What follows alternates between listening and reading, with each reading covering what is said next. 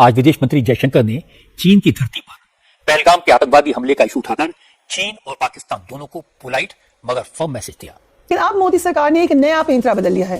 भारतीय वज़ीर ख़ारजा ने शंघाई ताउन तंजीम के इजलास के मौके पर चीन के साथ ताल्लुकात की बहाली की ख्वाहिश का इजहार कर दिया है। चाइना में जो है ये बड़ी इंपॉर्टेंट डेवलपमेंट्स हो रही हैं, तो वहाँ पर पाकिस्तान भी था, इसाक डार साहब थे वहाँ पे, लेकिन जयशंकर जो है वो ज़्यादा मतलब भारत को और ये मोदी जी को और जो पहले उनको इस बात की दाद मिलनी चाहिए, मतलब उनको 21 तोपों के आगे खड़ा करके उनको जो है ना दाद देनी चाहिए कि उन्होंने ऐसी जगह जाके खड़ा कर दिया। इस तरह चाइना ने अमेरिका और भारत के ताल्लुकात में दरार डाली है कि इंडिया ने जो क्वाड जैसे प्लेटफॉर्म है उनको सिक्योरिटी कंपोनेंट नहीं बनने दिया।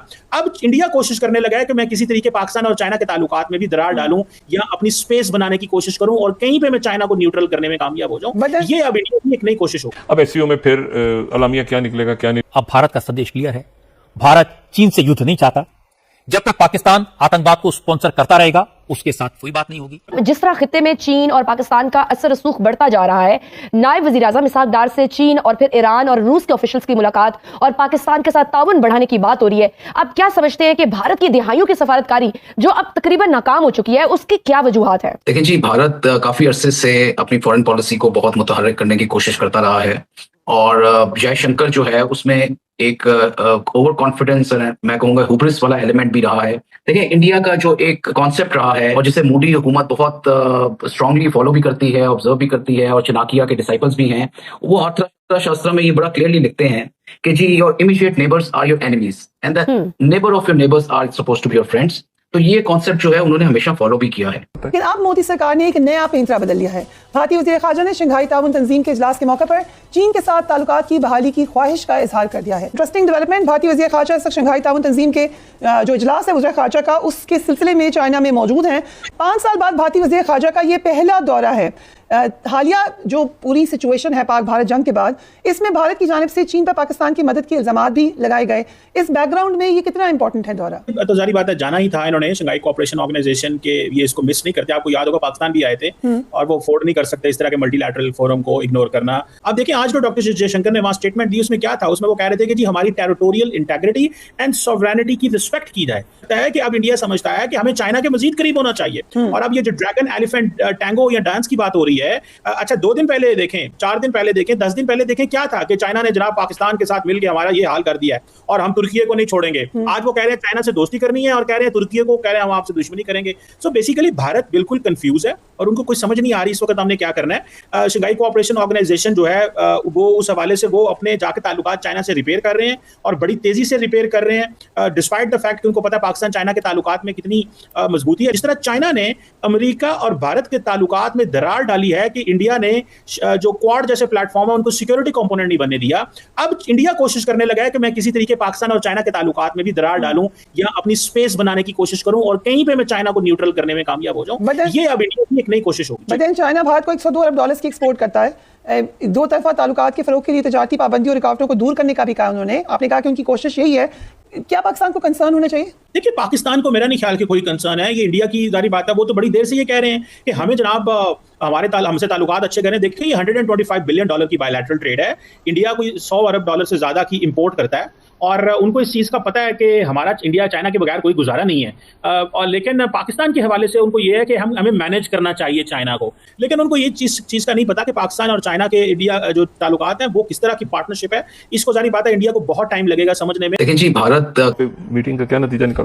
दोस्तों, आज का रिएक्शन कोई मामूली रिएक्शन नहीं है। ये पाकिस्तान के उस कूटनीतिक धुरंधरों पर है जिनका दिल तो भारत की हर चाल से डरता है, लेकिन जुबान पर कूटनीति और दोस्ती के मीठे मीठे बोल होते हैं। और आज तो जयशंकर जी ने सीधा पाकिस्तान और चीन को उनके ही घर में बैठकर वो सुना दिया जो शायद उन्हें दशकों तक याद रहेगा। अब आप सोचिए, चीन की जमीन पर बैठकर पूरी दुनिया के विदेश मंत्रियों के सामने जयशंकर बोलते हैं भारत आतंकवाद को बर्दाश्त नहीं करेगा और आतंकियों को छोड़ेगा नहीं। और भाई, उन्होंने सिर्फ बोला ही नहीं, उन्होंने उस पहलगाम हमले का जिक्र भी किया जो पाकिस्तान प्रायोजित आतंकवाद की जीती जागती मिसाल है।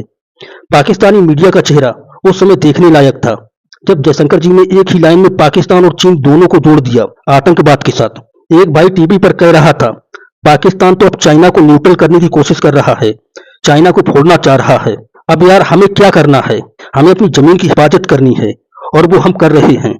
अगर तुम्हें लगता है कि भारत की हर चाल चालाकी है तो इसका मतलब यही है कि हमारी कूटनीति सही दिशा में जा रही है।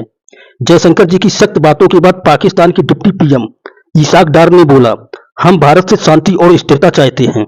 अब ये क्या ड्रामा है? एक तरफ तुम अपने देश की जमीन से आतंकवाद एक्सपोर्ट करते हो और दूसरी तरफ शांति की बातें करते हो। भाई ये तो वही बात हो गई, हाथ में तलवार और जुबान पर बंदना।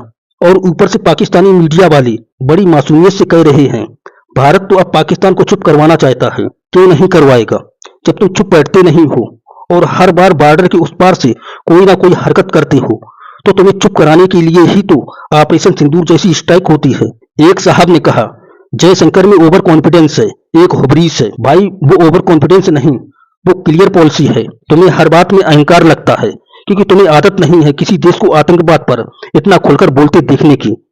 देखो बात सीधी है, जब तक पाकिस्तान आतंकवाद को फंड करेगा भारत चुप नहीं बैठेगा।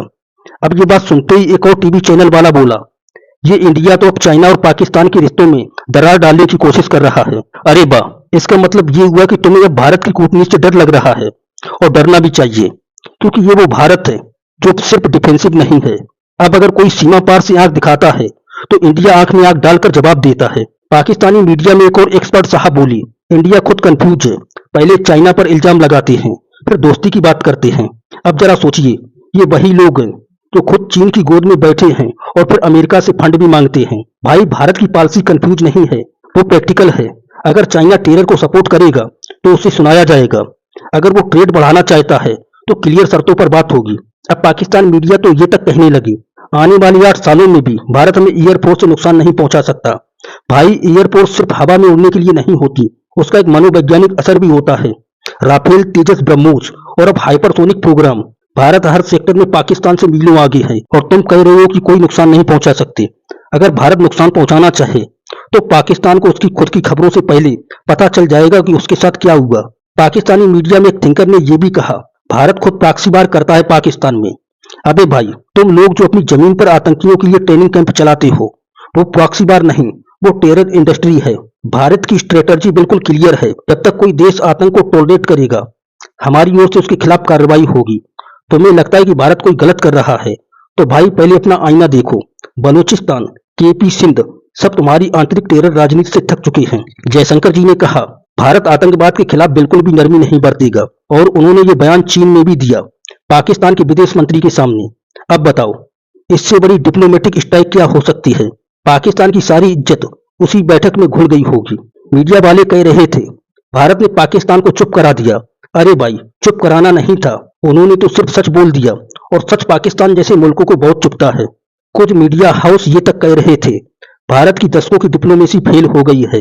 अरे वाह, भारत की डिप्लोमेसी ने पाकिस्तान को फाइनेंशियली, पॉलिटिकली, इंटरनेशनली इतना आइसोलेट कर दिया है कि अब वो हम दोस्ती चाहते हैं वाले बयान पर मजबूर हो गया है और तुम कह रहे हो कि डिप्लोमेसी फेल हो गई।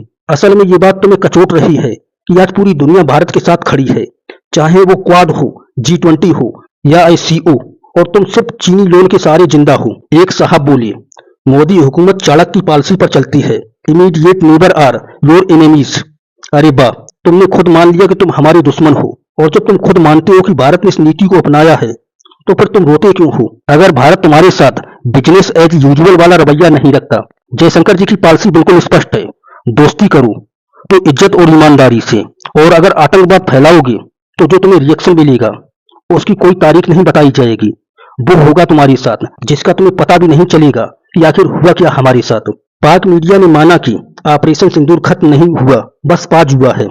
अब ये लाइन ही पाकिस्तान की हालत बता रही है।